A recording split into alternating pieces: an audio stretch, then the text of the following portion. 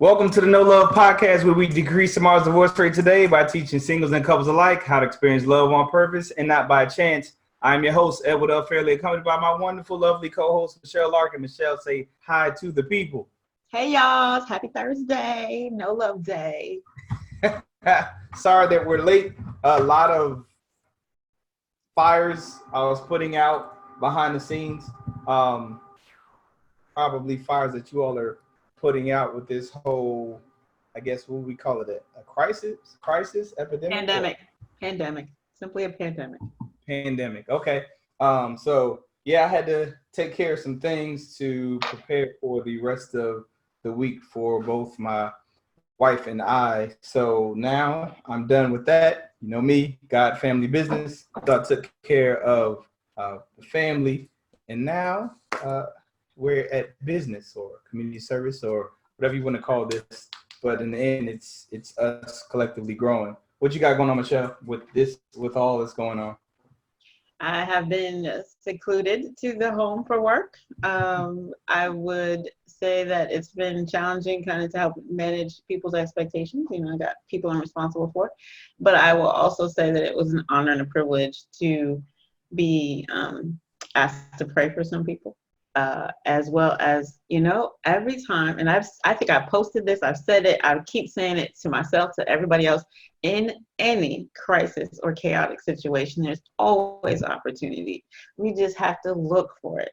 And I can tell you that a couple of situations have bubbled up to the surface as an opportunity to be a light sharer and an encourager, and somebody to speak life into people at this time. Like, that's an opportunity and a privilege. So I don't know, we're all expected to pivot in some way during this situation, but change isn't always bad.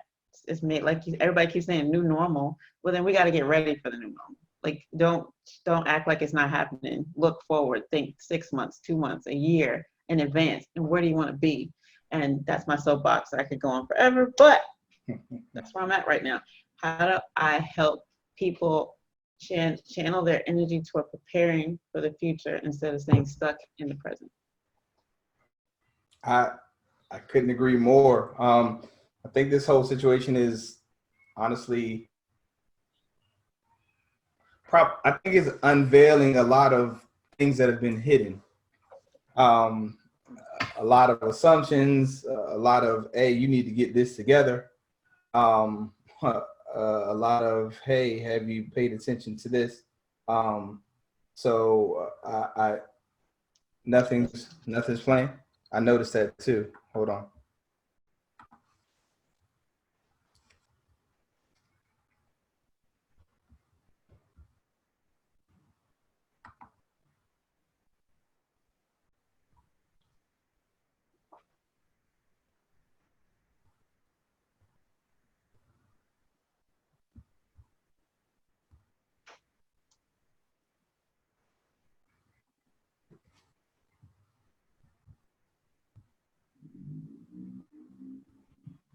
Glad you caught it.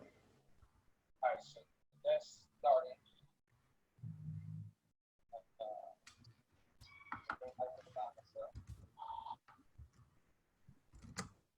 Then we got to get ready for this. Like, don't act like it's not happening. Look forward. Think 6 months, 2 months, a year in advance. Where do you want to be? And that's my soapbox. I could go on forever, but that's where I'm at right now. How do I help people channel their energy for preparing for the future?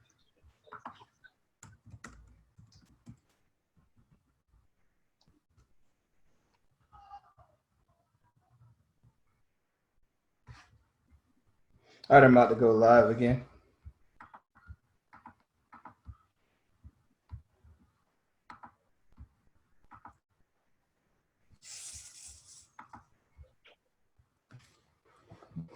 Let's see what we got. Perfect. That's back.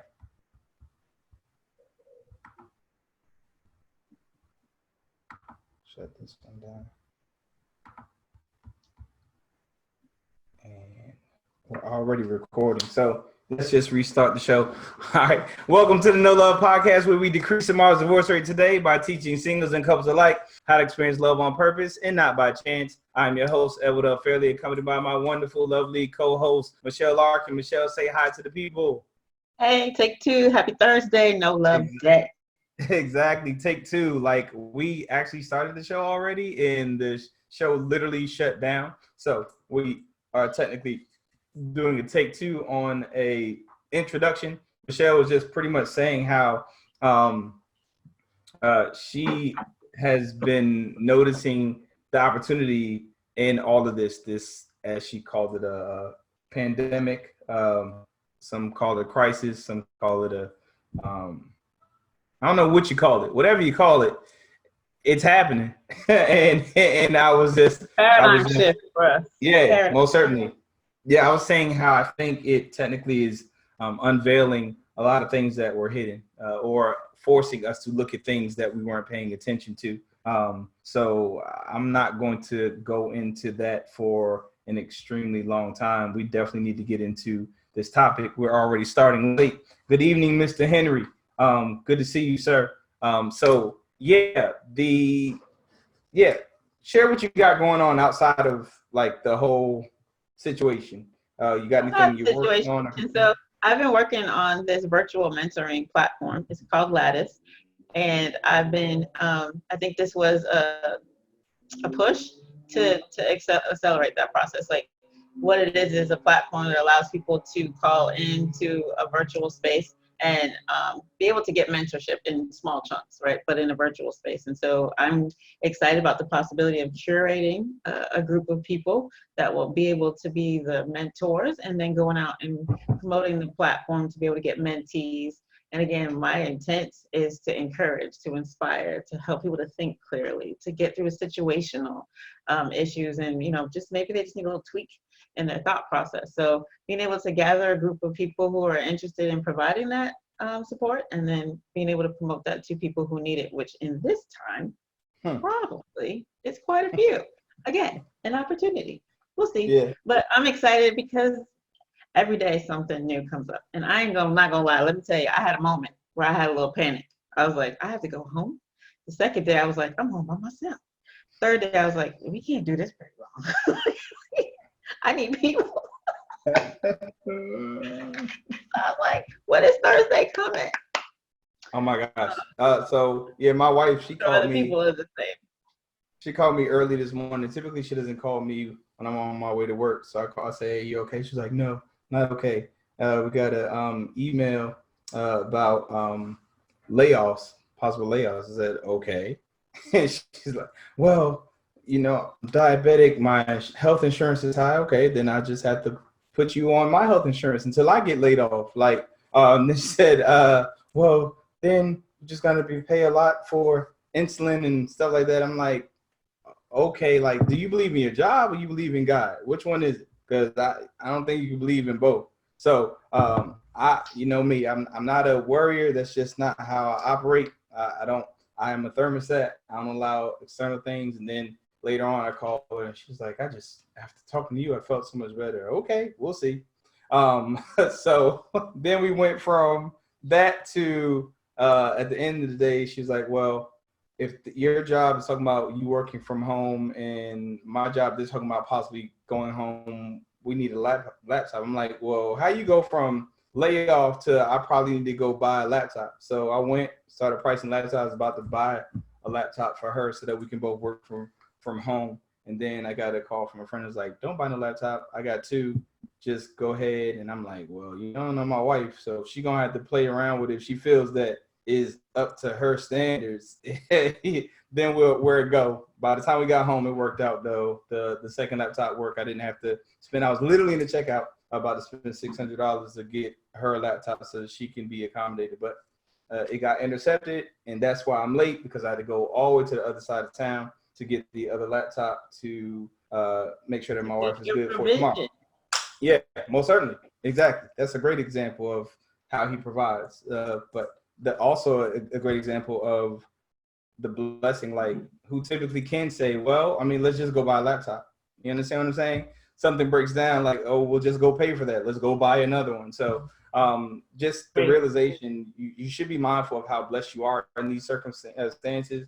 Don't miss the message. You might feel like you're about to lose stuff. Don't get so caught up in the past or even the future to where you're missing out on the blessing of now. But I'm not going to beat that dead horse because I can stay on that for a long period of time. So let's get into this topic. This topic is called From Loaning to Investing. From Loaning to Investing. Very interesting topic for a relationship show, but by the end of the show, clearly you'll understand what I mean, just like any other topic. But this is going from loaning to investing.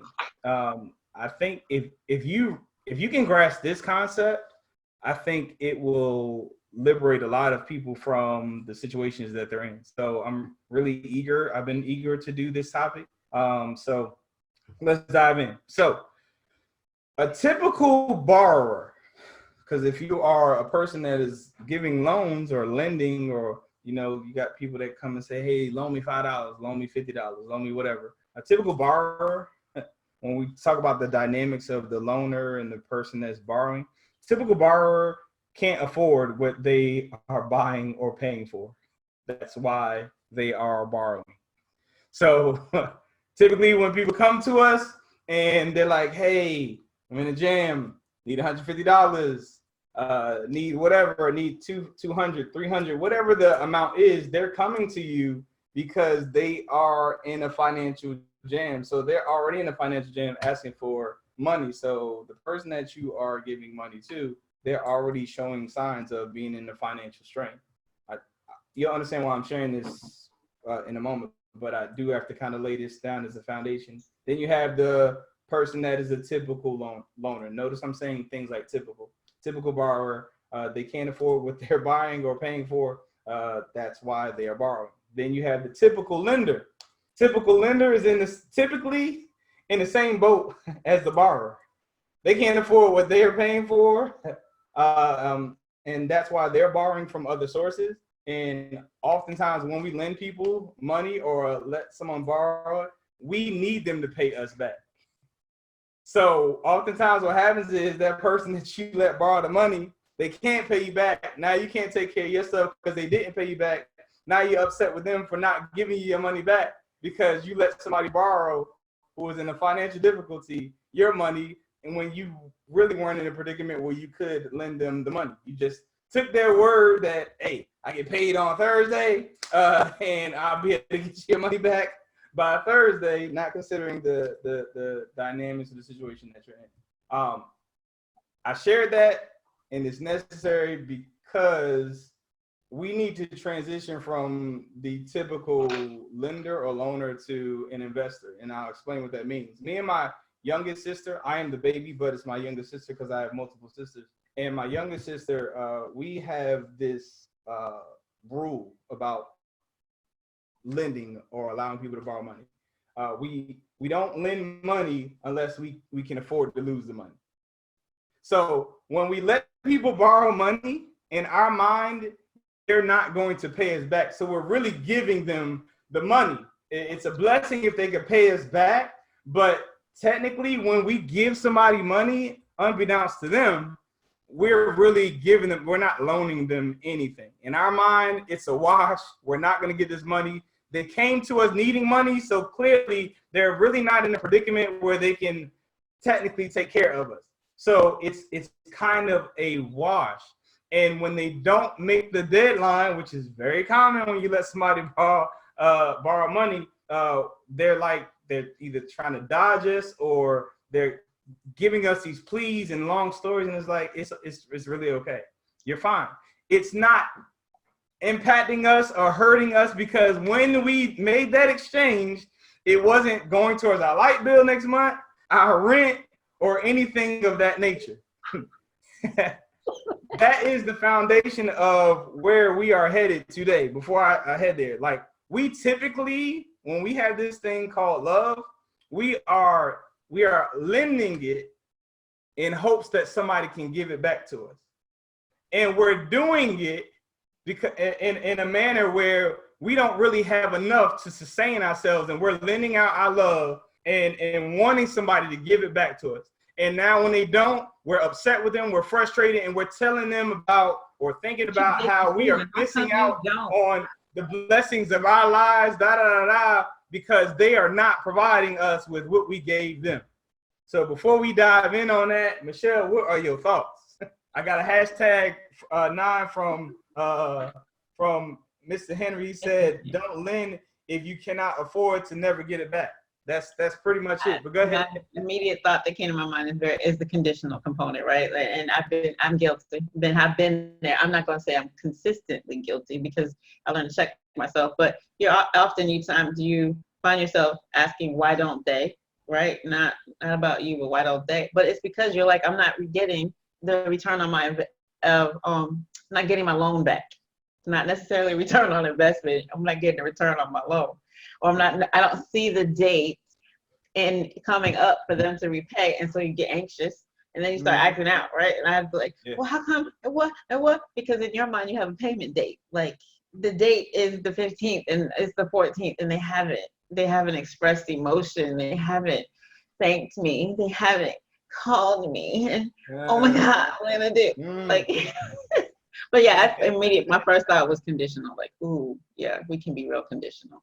Most certainly. And that's where that's how we transition from a typical lender to an investor. Now, investor, on the other hand, now how did me and my sister get to this place where when we're giving out money and we're giving it with the mindset of we lost it. And let me say hi to these persons. Martin said problem solved. Shay said, I'm late, but I'm here. Actually, we're late, so you're on time. Then we have Lisa Bonds, who had someone that waved. I have my uncle. He said, I followed that exact same lending approach. Good to hear. Yeah, so this is your first time. We just became friends. Good to see you, Uncle Mike. This is a relationship show, so clearly we're using this as an analogy, but this is definitely practices that I use from a financial standpoint. And I'm just showing how it translates to relationships and how we communicate and how we typically give stuff with the intent of giving it back, when that's actually not how love works. Because in the end, love is a one-way street. But we'll get into that at a later date. We'll get into it at a later date, but it is what it is. In order for us to transition from typical lenders to actual investors, we have to get to a place where our love is abundant within ourselves.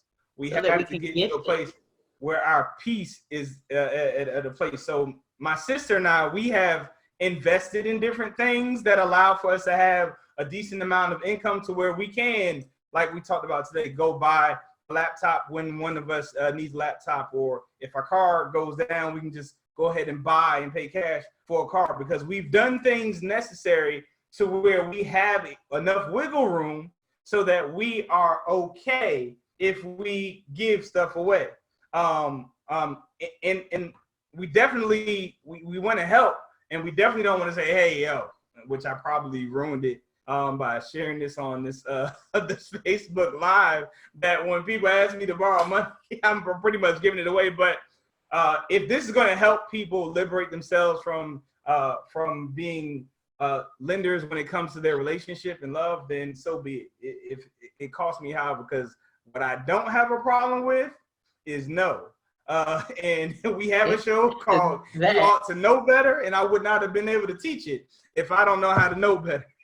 So with that being said, we have to get to a place where we are investing in ourselves in a manner where we are abundantly sharing, to where it's not hurting us when we share. I have people that literally are concerned that when they slip up, when it comes to our relationship, that it's over. Our relationship is over, or they think if they give an ultimatum that you're going to give in. And my abundance comes from when I'm not talking to y'all, I'm pouring into myself, spiritually, definitely emotionally. And in the end, if I give you love and you don't give it back, I still have my own love, and I definitely have God's love. So with the abundance of the love that I have, I can afford to give you love or what you might consider acts of kindness, and you don't return anything back, and it does not affect me at all. It does not impact me at all because I have enough love to sustain me whether you reciprocate it or not.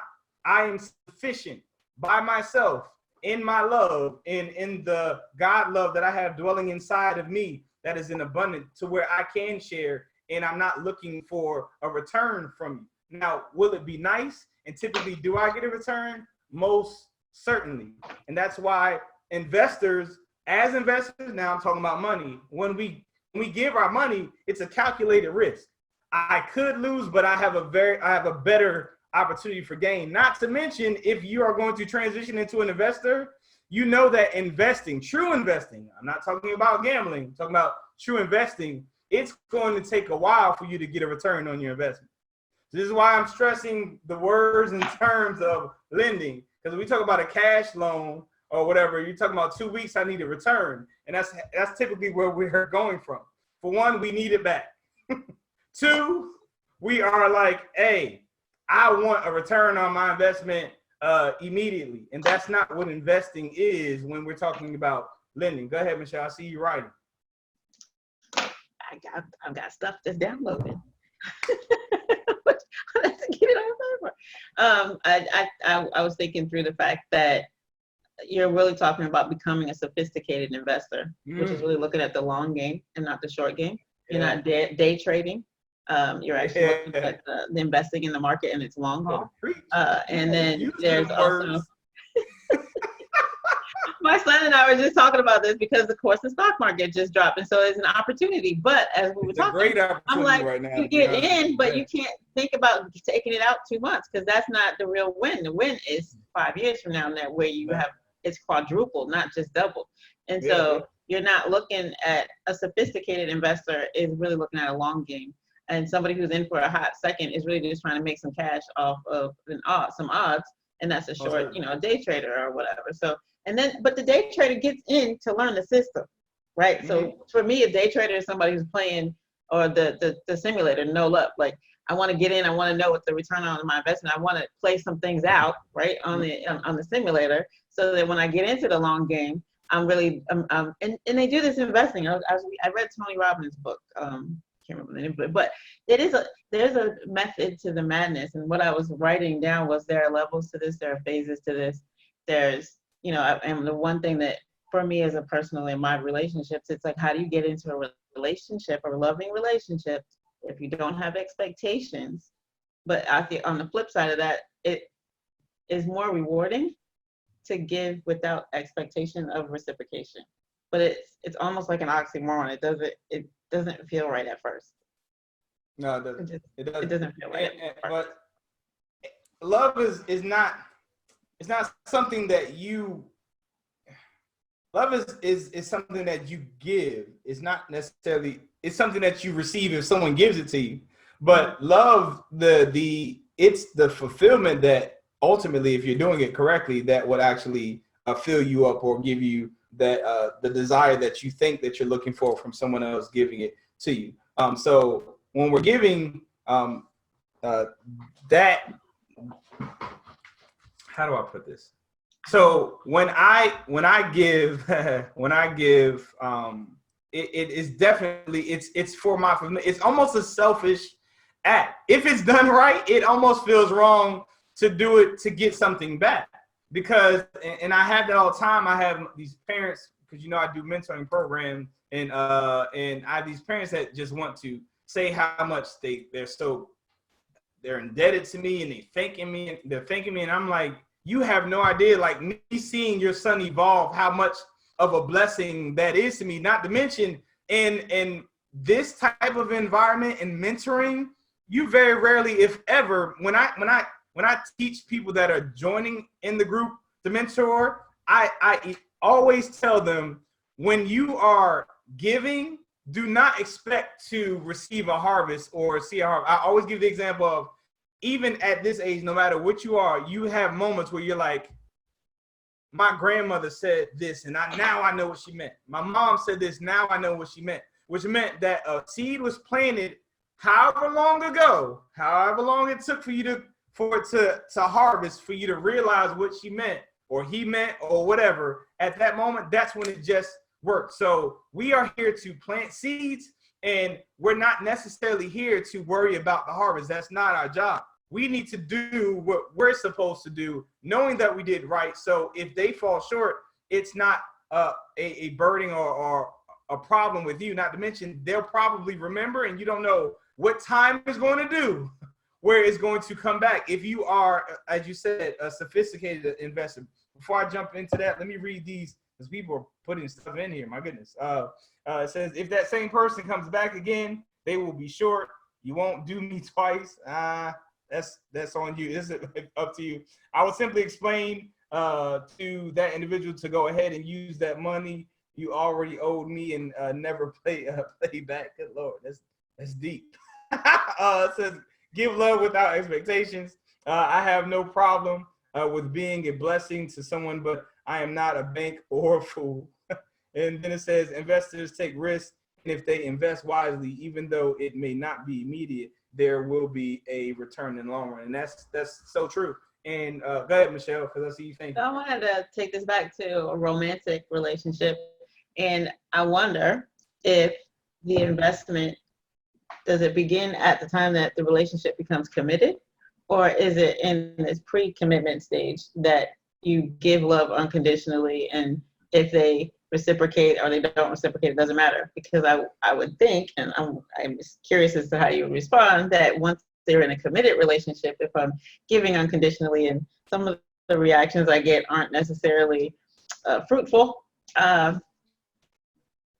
I'm committed. So this is the sophisticated investor. I'll stay in here for a couple of years, see what happens. But there is some, I'm gonna leave that alone, but I think that there's something to be said about unpacking what a reasonable return on the investment is in a committed relationship versus a dating situation. I don't know, but I'm curious. The return is your non-negotiable list. They either have it or you I figured there was an answer. I just didn't know what it was. That is what the return is. You should not even be investing that type of love if they have not passed the test of the non-negotiable list.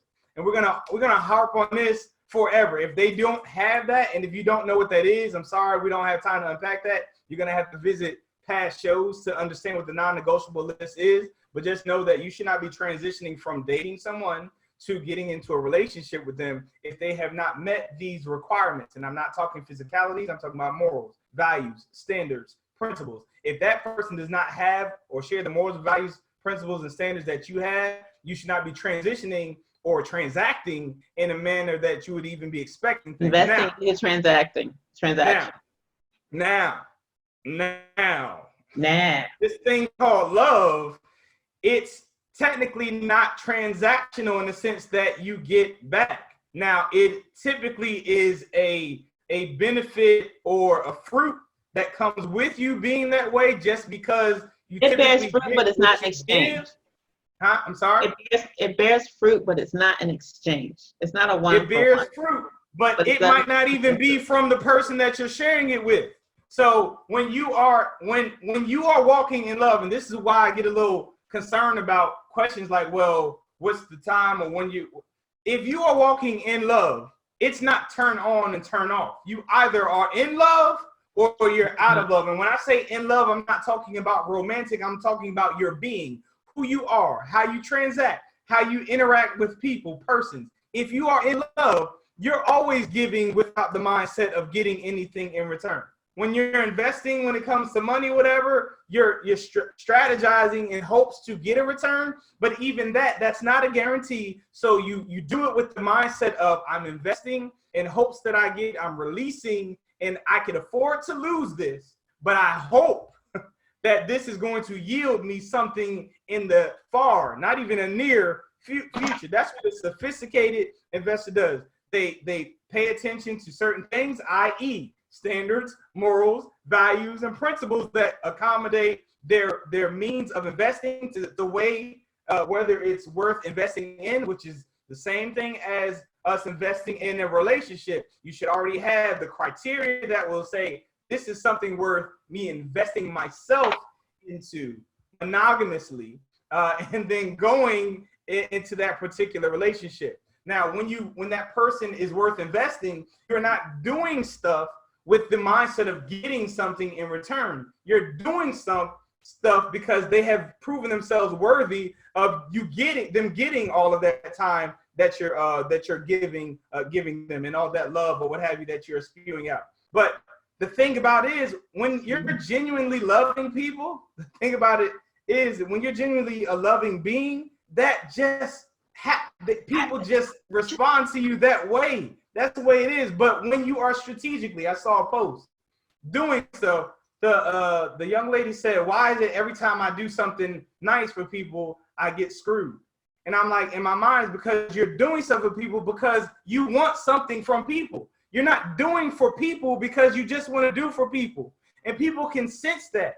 And you can only get screwed by love if you're not really living in love. The only way you can be screwed is because you're looking for something and you didn't get it back.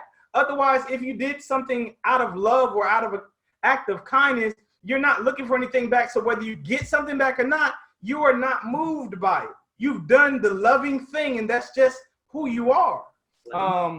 Miss Lisa said, invest in yourself, loving yourself unconditionally. True love is giving. Exactly. Yeah, we keep saying, well, what do they get back? What about my return on my investment? The return is not something that you can see physically. It's spiritually. You'll feel it. You'll have peace about yourself. You'll have love that just comes to you. People just naturally want to do stuff for me. I would say that stop people from doing stuff for me.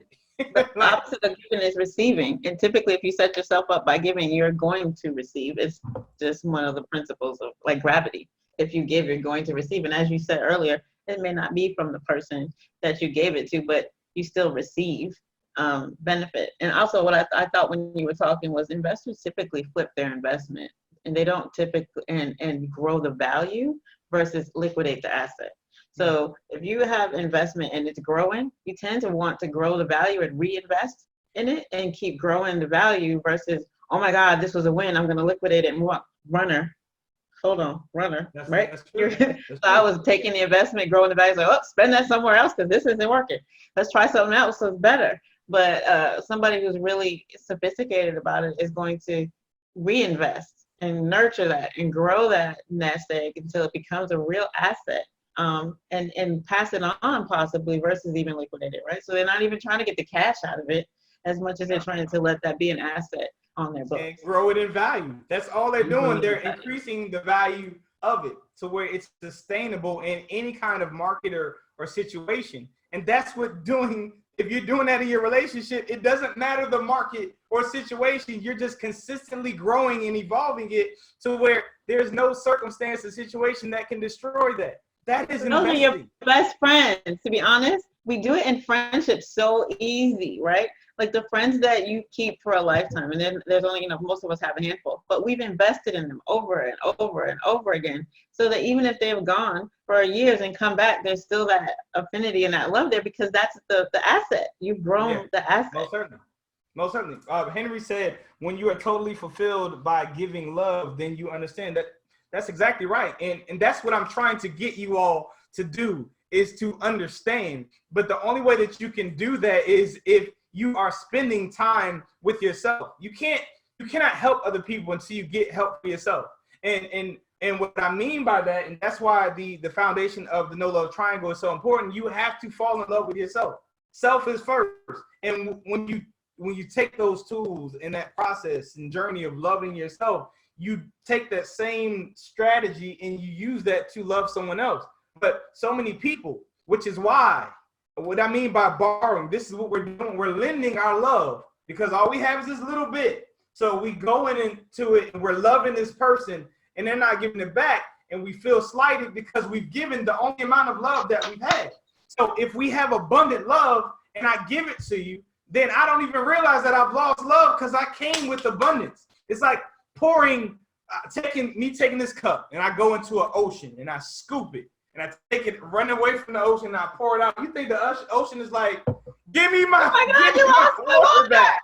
No.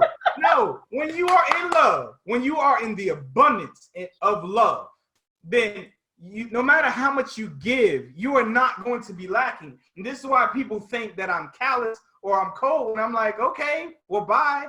If you want to go, go. I love me enough to be okay. You're not going to manipulate me with your thought process or whatever. I'm fine. I'm fine. Not to mention, I have a whole bunch of people that just love me, period, because of the love that I give. You think I wasn't looking for him to give me a laptop. I just happened to tell him what I was doing. He's like, wait a minute, because his love for me, because of the love that he's like, yo, don't you go out there and spend $600 when I have. That means he's giving something that he has. Again, giving begets giving, begets giving, begets giving, begets giving, begets giving. That's how. Now, if you think I was a shady, shicey dude, you think he was like, oh, well, good luck with that. Sorry. No, people would they break their necks trying to look out for me and my family to make sure we're good. Why? Because that's how we are as individuals. We're just giving people. We don't ask for help. We don't ask for people to do anything. But if we did ask, I've never asked for something and someone is like, no. They're like, how can I get it to you? What do you need? And it's because, go ahead, I'm sorry. Because I'm the flip side of that, right? So he's coming living in abundance, walking in abundance, always having abundance, just giving because he's giving. And then you have people like me who grow to it, who felt like they were getting taken advantage of for a while because I was giving and not getting anything back, or just kind of, I'm a nurturing person, so I wasn't feeling. So I was giving from borrowing status, right? Like, so, and it did feel like you borrowed something that is important to me and you didn't give it back. And so I always felt like I'm giving and creating lack in myself by helping someone else, even though it was natural for me to do so. But I was like, don't people see that I'm like pouring myself out? Like, don't people care that I'm pouring? And you're like, but it was coming because I was giving from a space of lack. So I was borrowing from myself and giving and not reinvesting in myself. And so there is a very powerful and wonderful shift that takes place when it's a mindset, because you always have abundance. You always have abundance. The fact that you think you're giving from lack is a thought, not a reality. And so when I had the paradigm shift of, wait a minute, hold on, I am blessed already. I have everything I need. Whether you accept me or don't, whether I get an award or not, I have things on my wall or people are running to my door thanking me, doesn't matter. I like you said, I love me enough to be like, well, I'm okay. And honestly, I'm okay. I'm blessed beyond measure. My children are blessed. I constantly get, oh my God, you look younger than you are. Like, because I'm blessed. That's all I can tell you. That's all I can tell you. But it is a paradigm shift of coming from lack being a mindset. It's not a reality. It's not a reality. It's a perception, because we're already blessed with love. Exactly. And I know I'm doing a lot of clapping. I'm like, if people can just get this. I see so many people that think that they're without, like, and I'm like, you can't love me better than me. I'm gonna tell you right now, like, I love me some me. Like, you can't outlove me. So if you're gone, like, my worst case scenario is me loving me. Like, that's not. There's no comparison. It's me and God that love me. God literally died for me. He demoted himself so that he could be in self with me. Like that, there's nothing that you can do or give me that makes me feel more valuable than that. He provided within you what you need to survive. Like, you don't need a relationship to survive. You need community. I get that. You need to have some connection. But this romantic relationship that we seem to idolize sometimes, and I say because it's so much a part of our social construct, right, is that you must be a part of a two, or you're really not something, that you feel like I'm not enough, I'm in lack, I don't have, if I don't have that. And I'm like, but that is a mindset. It's not a reality. It's a perception. Because honestly, having been both, right, so I've been married and I've been divorced and I've dated and I've been on my own. All of those stages of life. But to be honest, if I had to, in wisdom, right, looking back, I was fine always. Most certainly. Like, the person I am now has grown to be able to articulate and understand it, but I've never been left without provision. And it wasn't because I had a mate. Like, when I can look back and now be like, when I don't have a mate it doesn't mean I don't get provided for. Mm-hmm. So Mm-hmm. was it that I was only provided for when I had a mate? Is that really true? If I have love now and I'm cool and you can hear the echo. If I have love now, was it because of having a mate that made me like better? I don't think so. I think it's a construct that we have to challenge. And this is what I mean by, like, if we get to this place where we realize like the essence of what's being said and taught here, like, you are liberated from so much. You're liberated from manipulation. You're liberated from having to be someone that you're not. You're liberated from accepting just anything. You're liberated from disappointment. You're liberated from so many things. The only thing that I'm typically disappointed is when someone shortchanges themselves. I'm like, come on, man. I expected better for you, for yourself. And when you talk about like lending someone money, now I have enough wisdom to where I typically don't lend people any money. I can show them how to get the money. I'm more of a teach you how to fish type of person. So that's typically my test. So if I can see that you are receptive to my teaching you how to do it for yourself, to where if you understand or you feel that, hey, I was able to give you the money, then you should understand that I have the wisdom to help you to be able to get it for yourself. So now let's go ahead and go through this process. If you don't like it, that's what's going to prevent you from getting what you need. Now, it's a whole other conversation. So I don't have to say no. With the podcast? Hmm? I'm sorry? You said what? Is that what we're doing with these conversations, is teaching people to fish? That's the whole point. That's the whole point of this journey, like, to know love, to where you don't have to necessarily go and have a person, you sit on the couch and they tell you about yourself or your relationship. You should be able to navigate through your thoughts, your process, your mindset, and discern yourself that, hey, this is not the right relationship for me, or I love myself to where this is unacceptable, or you did not meet the actual guidelines or the standards necessary for us to transition from this place that we're at to a romantic relationship or even marriage. And but typically we are borrowing, and I mean lending. And if we're mindful of a typical borrower, they don't have it. That's why they are asking you to borrow it. So if you're giving someone with lack something that you lack, both of you all are juggling back and forth with something that is lacking. Robin, you never ever get to a place where you are both fulfilled. So if we keep in mind, like, okay, what am I doing right now? Am I really about to let him or her borrow my happiness? Well, then that's dangerous, right? Like, I don't understand. Like, if they need to borrow my happiness, and this is for y'all who are just trying to make these friends happy that aren't happy. Love, by the way. you have these friends, you have people, I know people that are draining themselves, friends or family, trying to make somebody happy, trying to give them their happiness, and it's like, that's not your, they can't give it back, and all you're doing is trying to fill them up, and they're coming from a place of lack, and it's like that's like not a black hole that just suck it in and never comes out. Gosh. And they keep taking it in, and you're like, when's my turn? And they're like, for what? We talking about still not full yet. But I see it from like way down the street coming. Like, people are seeking approval, seeking love from me, seeking acceptance, and I'm like, I'm not wasting my time with that. Our conversation is straight to the point. I'll say whatever the response back, but I can tell that they're fishing for more, and I'm like, here's your response, keep it moving. I'm not going to entertain that. You need to get that yourself.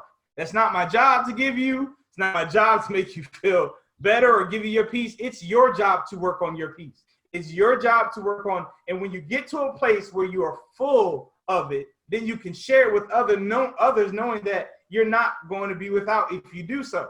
Y'all hear me at the end of a lot of shows. If you pay attention, I said, I'm going to continue to fill my well. I'm going to continue to fill my well so that I can continue to pour into you. A lot of you all are trying to pour and squeeze juice or a drip of whatever from empty wells. When are you spending time with yourself? When are you spending time loving yourself? When are you spending time finding out how to love yourself? If you're here, I appreciate the hour that you're giving us, an hour, 15 minutes, hour, 30 minutes, but that's not enough time. It's not enough time unless you're looping this stuff, which you should be listening to it more than once, because I can assure you're not getting it initially. But this stuff, you have to fill yourself with this so that it is, again, it is your being. It's not you're working on it or sometimes I'm this, well, that's your cousin. You should, nah. Like when I was reading, I'm like, well, once or twice you're good, but after that, no. I'm going to continue to love you and love you and love you. What you do, what I do, has no impact or doesn't shift how I'm going to treat you. It's not gonna happen. Now, am I going to continue to give you money or whatever? That's not wise. But we can have a conversation as to how I can help you get some money. If you're not receptive to that, I can walk away knowing that I tried to help you, and I would have been an enabler if I just continued to pay for you, give you fish, and I'm not that.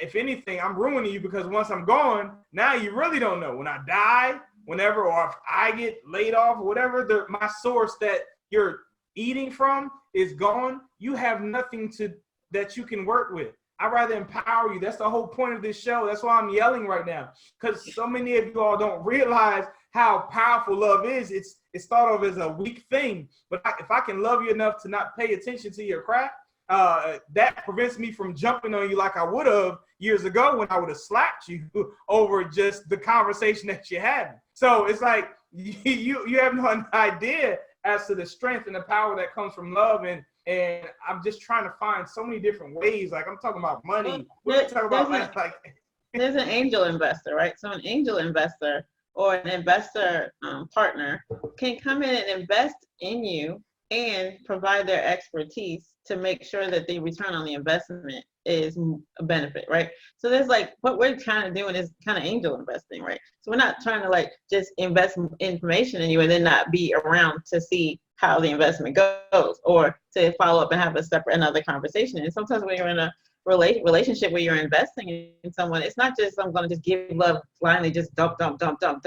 It's, well, I'm going to give you this love, and then we're going to have some conversation because maybe you learn something from this exchange. Yeah. And how can I help you see what I see, or how can I learn from you how you react to the love, maybe get some insight. So it becomes a relationship where the expertise that is being invested is part of the investment, not just the act of investing. It's the expertise and the person that comes with it. Not to mention, okay, for example, there's this wonderful young lady who within this last year, I've grown to, our relationship has grown so strong. I love this woman and her evolution. And it's only been a year and some change. And now we're getting to a point where when we first started, she's also, well, tell me about the process. Explain the process. I'm like, I can't explain the process. You just go through the process. Get over trying to understand the process of what it is that we're doing right now. But now she's getting to a place where I remember one show I did, I told you all technically what the process is. I said, the process is I do, I teach, you watch. Then is I do, you help, I teach. Then is you do, I help, and I teach. And then is you do, you teach, and I watch. So basically we're transitioning, and she's noticing now that we're getting to places and we're having obstacles that look like obstacles that we've had in the beginning of the process, that from a testing standpoint she failed, but now she's just jumping over the hoops and hurdles, and now she's calling me to tell me stuff. And I say all that to say, within that investment, now she's loving me the way that I know I should be loved, because I've taught her how to love. And that's what, when you read my wife's post about me, everything, now all you're doing is duplicating. This is your investment. You're creating a whole bunch of people that are around you that you've duplicated your loving self into, to where now all they're doing is they're doing the same thing that you do to them. And it's just a whole bunch of love that is just in an environment. when people interact with my children or me or my wife, like their responses are all the same. It's because we're coming from the same place. And those who have been spending a lot of time with me, Michelle, persons I was just talking about, Tila, we have the Lisas, y'all catching yourselves. We literally have conversations where y'all are catching yourselves, saying stuff that I said, responding the way that I responded. Is because throughout this process of investing, it's causing you to duplicate the love that I'm pouring into you. But I keep going back, spending time with myself, pouring more into myself, learning as I tell y'all that I'm doing, and then I go and pour some more. And then he keeps on pouring more into me because he knows I'm going to be a steward of his love. And what's happening is we get this little piece of love and we hoard it and we hold on to it. And when you have a closed fist, you can't receive. So we hold on to the little bit of love that we have, then we share it, then nobody gives it back, and then we don't have it, and then we're trying to snatch it back instead of going to find ways to fill us with more love. It's a limitless source. It's a limitless source. And I think I had an epiphany one time where, I think we're intended to be conduits or pipes where love runs through us versus cups where love is kind of held in us and then overflows. It's a kind of a limited kind of space, but allowing yourself to simply be a conduit. Again, you're one of them. And when you kind of learn what we're talking about, you're going to find yourself attracted to and connected to other people who are also loving, right? And so there's a lot of ways that love expresses itself. And this is just like, it's like priming the pump. And then you find yourself, there's more love than I thought there was around me. It's around me. Most certainly. If we, from an analogy standpoint or just for a visual standpoint, if we were cups, if we were all cups, what this type of love that we're talking about is doing is it's cutting the bottom of the cup so that we are getting all of the love, but we have nothing that prevents us from getting, like, it's not even overflowing. It's literally just going through. We're getting all the love going through us. And because we are, oh yeah, most certainly. You're consistently fulfilled, but yet you're giving it up. And it is just a wonderful feeling to have a choice. When you work from lack, you don't have a choice, and you are a slave to whatever it takes to get what it is that you're trying to get. And if that's what that love is, if that's what money is, since we've been using that as an analogy, like, you're putting different predicaments that makes you do stuff that might not be what you want to do to get what it is that you think you need. And when you realize the abundance that you have and that all the answers are already within, there's nothing that can stop. Investment it requires an understanding that there's possibility. Like, you can't invest without understanding that there's a probability and a possibility of which you really don't know. And you're taking that risk to give something that's important to you for the possibility of getting something back that's 10 times greater. Yeah. But even that leap of faith to believe that there's possibility comes from when you're a conduit, you don't know what's coming next, but you know what's going to go through you. You're going to get it. You're going to understand it. You're going to bless somebody else. You're going to get it. You're going to understand it. You're going to bless somebody else. But you got to remember that there's possibilities that you haven't even experienced yet. So why hoard it?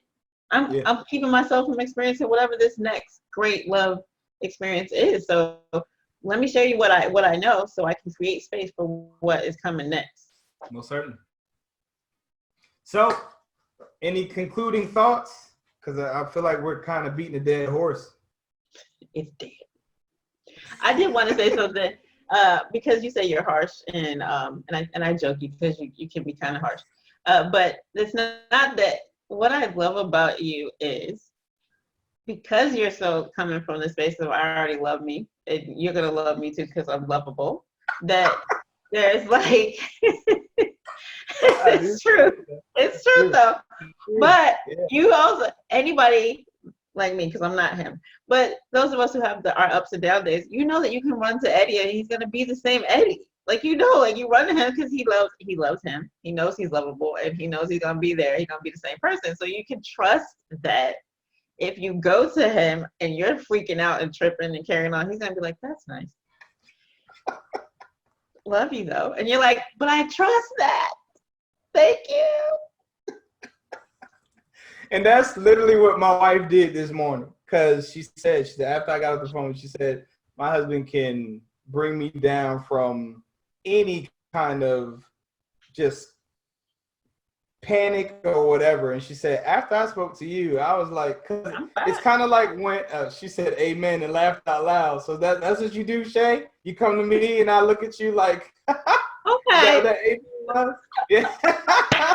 But you can trust it. You can depend on it. And that's what we want to be for other people. We want to be trusted. We want to be the ark of safety. We want to be that rock. We want to be that encouragement, but also be able to shove them out and be like, get your stuff together. Yeah, and you know why? And this is what's crazy about it. You know why you can trust it?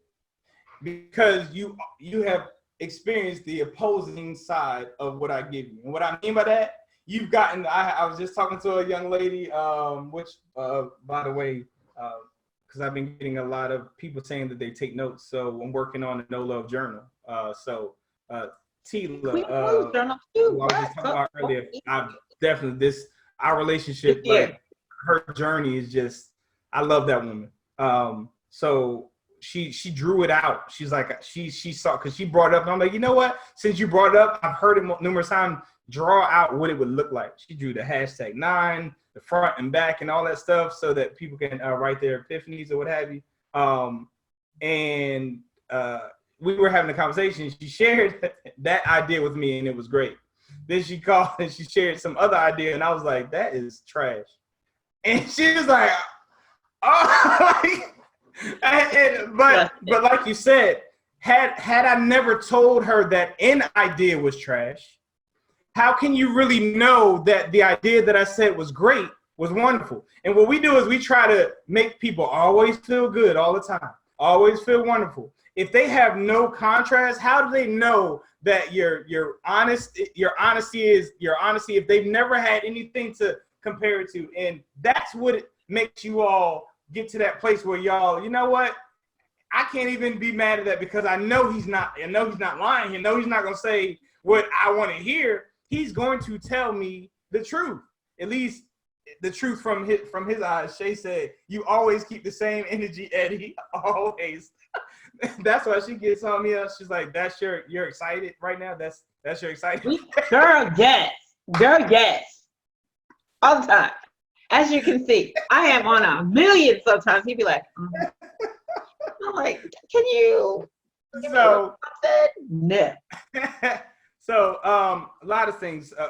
Probably by the end of the month, we'll be working on the app.